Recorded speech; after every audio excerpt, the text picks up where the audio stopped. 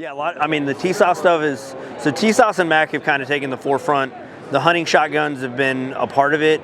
But of course, Mac with the double stacks, the Mac 5s, all of that is just kind of where we've just been running with and sprinting.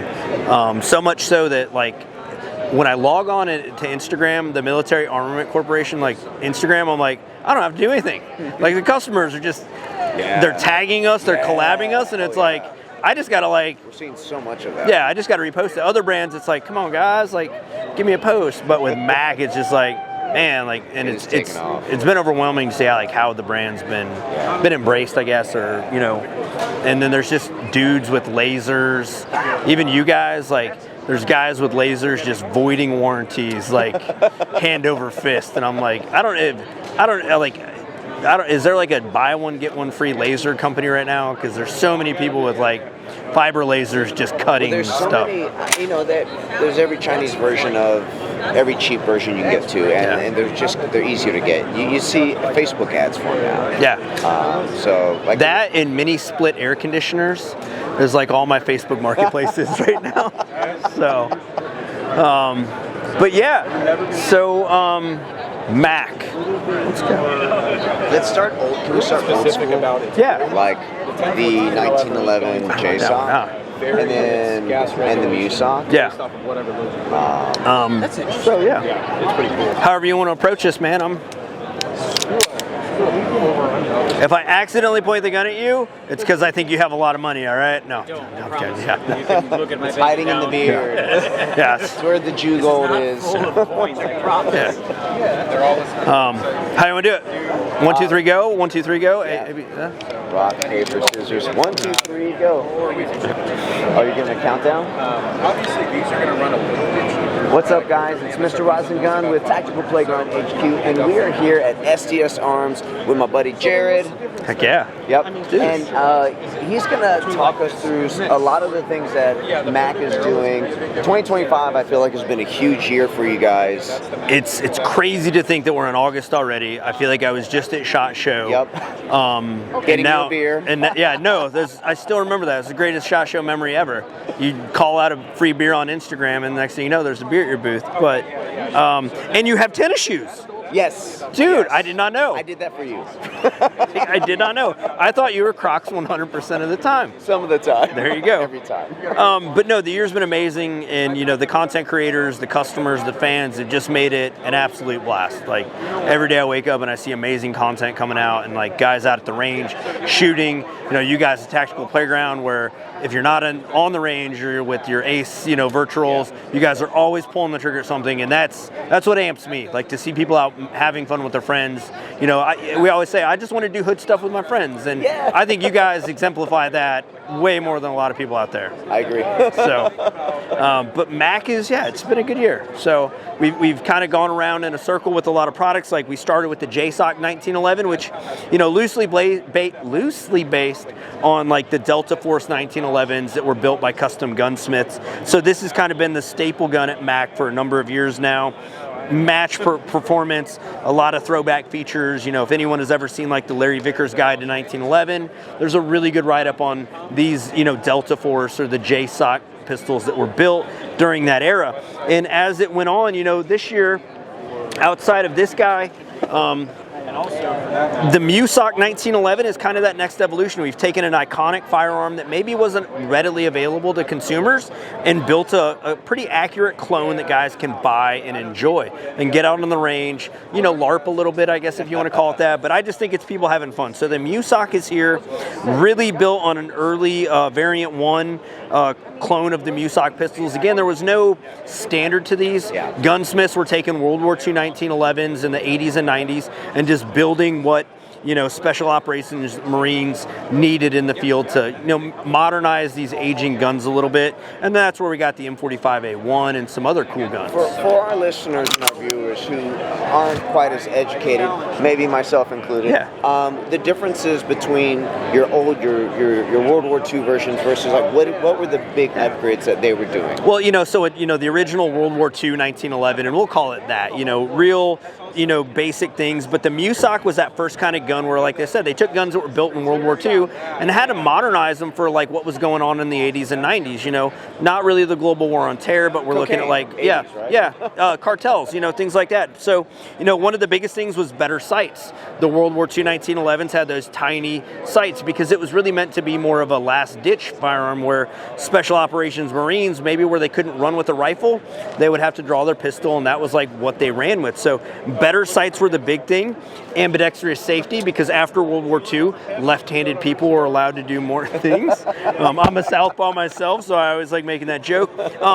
Again, hammer bite was an issue, so they went with a extended beaver tail grip safety. This is an early pattern one as well. Ring hammer, again, so that they could kind of cut down on that. And then rubber grips, because you're working in arid climates, you're in Colombia, parts of Panama, and you needed something with a little bit more grip.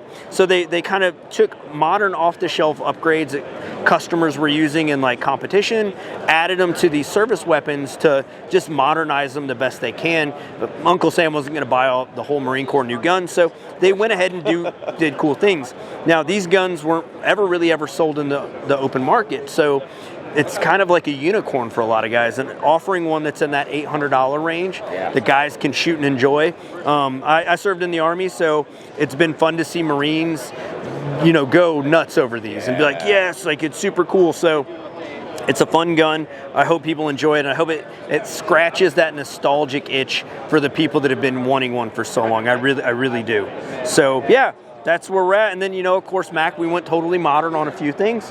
And seeing Johnny Wynn shooting, I'm like, he would probably hit some steel with a Mac double stack. Oh, for sure. So we kind of got into that 2011 market, the double stack 1911 market with the Mac 9 DS. For 2025, we redesigned the pistol, gave it a lot of upgraded features like new controls that were a little bit more extended, better suited for people with smaller hands or different shooting styles, but the extended controls, oversized and interchangeable magazine release. The one thing that I noticed a lot of people that don't know, in the box we have 3 trigger shoes for the gun. So whether you like a short, a long, or a medium length trigger shoe, those are included and you can swap those out very easily. And of course, everyone, they see, chunk ports, everyone is looking at them and they're like, that hole is mesmerizing. They just look at it, but it does a really good job of mitigating recoil. Once you've put a fully loaded magazine in here, you get your good grip on the gun. You can really run a lot of steel with these really quickly. AOS optic plate system, so before we were kind of limited with RMR, but if there's an AOS adapter plate for Delta Point, Acro, any of them, you're going to be able to drop the optic of your choice. $1,200 MSRP, and they're available in both 4.25 and the 5-inch duty model. This is a gun, and maybe I should have sent you one of these already, but I think this is a gun that you and the guys would just run the snot out of, and would be smiling ear to ear, every time you pulled the trigger. Oh yeah, no, absolutely.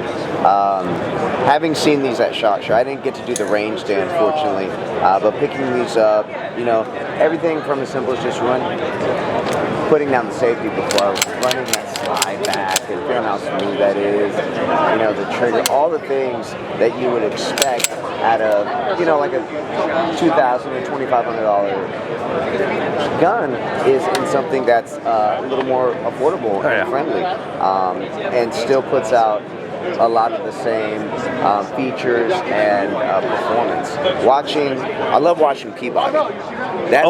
Omari, dude, he just runs it. He is an enigma, and he's a journeyman shooter. A lot of people, when we always, social media guys, so we have like pros, and Deshaun Jenkins is a good friend of mine. So Deshaun's awesome. So a lot of people see high-end shooters, but then they see guys like Omari who are just kind of that weekend warrior, never not smiling at the range, and he shoots all the time. I feel like probably the only people that outshoot you guys is probably Omari, and he's just all smiles. So he's just been a fun dude to work with, and he's got that quirky style like you have. Like he loves pancake t-shirts. I don't know why, but that's his thing. So Omari is like a great dude, and he runs the gun, and a lot of people are always asking us about like, oh, how's a 1,000 round burn down review coming? And I'm like, go follow a guy like Omari, because he shot 1,200 rounds last weekend through 2 of his Macs, and he'll be honest, he had maybe a few malfunctions, maybe he had to oil the gun up a little bit, but that doesn't mean that next Saturday he's not running the same gun guns at another match, and I think that's where guys really put their value in the review. When I'm like, dude, he's not just doing the review, he lives with this gun, he runs it every weekend. So seeing guys shoot these in matches and run in competitions, I get stoked on it, like them splits, and that's why I'm hoping I can get maybe Johnny to get his hands on one of them. I'd like to see him, because he's always got a good blooper in there, and I think he'd do a pretty good job with it. So get some of these to you and the crew. But our shotgun line, the agency arms shotguns have been big for us. Us being a company that uses a Turkish manufacturer, and we're very transparent in who we have build our guns. So we openly have been like, these are Turkish imports, and we've lived with that kind of Turkinelli kind of moniker with them.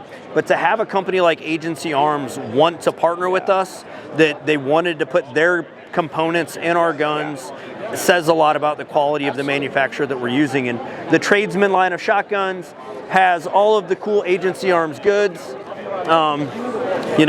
Agency Arms has got their own bolt, their charging handle, the bolt release. We've opened up the loading gates to accommodate their extended lifter.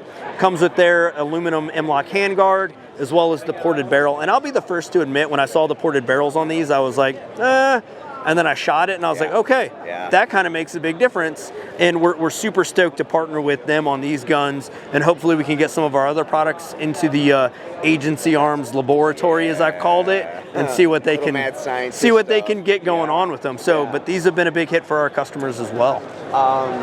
When Agency did their night shoots, I did get my hands on these in Vegas, and this was a lot of fun. My favorite was the Mac 2, though.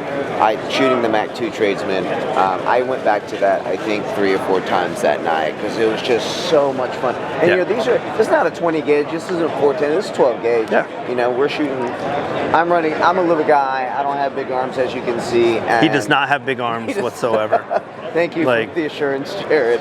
But it just felt so comfortable running 12 gauge and rapid fire, just pop, pop, pop, pop, pop.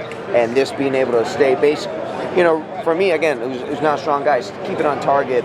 I loved it. Like, I would have 10 of these in my house, one in every room and every corner. That's not in the shower? Not in the shower. The shower revolver guy. Yeah, yes. So, but yeah, no, with Mac, that's kind of what we've got going on. T-Sauce, we've got some things in store. Our polymer striker fire guns got an update. And, stay tuned. The year's not over, and then we're already looking ahead to 2026. And I'm hoping that we can kind of wow people again like we did this year and come out with some fun stuff. Now, I know this has kind of been like not tucked away, but the bolt gun. The bolt gun. So, any updates? The bolt gun has kind of been really fun. We were out in Colorado, kind of working with some gun riders on like feature sets. It's coming still. Okay. We looked at where the holes are in the bolt gun space, and whether or not we had a hole to fill or we were going to bring value to it. One of the biggest things is there's decades of parts and accessories out there, and when we looked at like our double stack 1911s and even our shotguns, we always wanted to make sure that we weren't forcing anyone on to anything proprietary. Right. That we could support all of the guys that have made phenomenal parts and accessories for a lot of the guns that we're building. Yeah. So like our double stack 1911s, you can go to MJD and get a grip module. You can go to, C&H Precision and get a mount. The Benelli clone shotguns, our Mac 2 and 1014. There are thousands of products available for these shotguns. So when we really kind of got down into the weeds with the bolt gun, did we want to bring something out that was 100% proprietary, or maybe make some tweaks and changes to it so that consumers could take advantage of 50 plus years of accessories that have been built for a particular product line, and if we could fit in there as well, so that we're not selling you something that you just buy, it's something that you can tinker with, that you can grow with. And so that's what I'll say about the bolt gun. We're looking at not changing it completely, but shifting in a direction where we're going to take a lot of our partners in the industry with us. We don't want to see people that have specialized in a certain particular bolt gun that have no one to sell to because they don't make them anymore. Yeah. We're like, can we do what we've done with some of our other brands and reinvigorate a market segment? It is refreshing to hear gun companies talk about doing things like that, versus, you know, if you look at all the different electronics things in the past where everything was a proprietary video system, or, you know, beta versus VHS, and, you know, everything in between, all the different car chargers, all the different cell phones that came out in the 90s and early 2000s, everybody had their own proprietary software, and they just didn't give a shit. We kind of looked at it from our magazine standpoint. Why introduce a new metal body 9mm double stack magazine when there's tons of them? Great. Let's use what works. Like our Mac 5, we're using MP5 mags. When we introduced the Mac iX, instead of coming up with a new magazine to feed it, we're like, we want our direct blowback PCC to use MP5 mags. And they're like, why? Because we're not trying to sell someone a new magazine. We want to sell them something that fits into the products that they're already using. And that's where we've been. So the bolt gun, that's where we're headed with it. It's going to be super exciting. I will say I'm not a great bolt gun shooter, but 700-yard hits with it were pretty darn easy in Colorado last week. So we were stretching it out. Right, so when you get one in, and just give me a text so I can come up and shoot it with you. We'll do it, man. We'll do it. Jared, thank you so much. Daniel, as always, dude. You're the man. Yeah, man.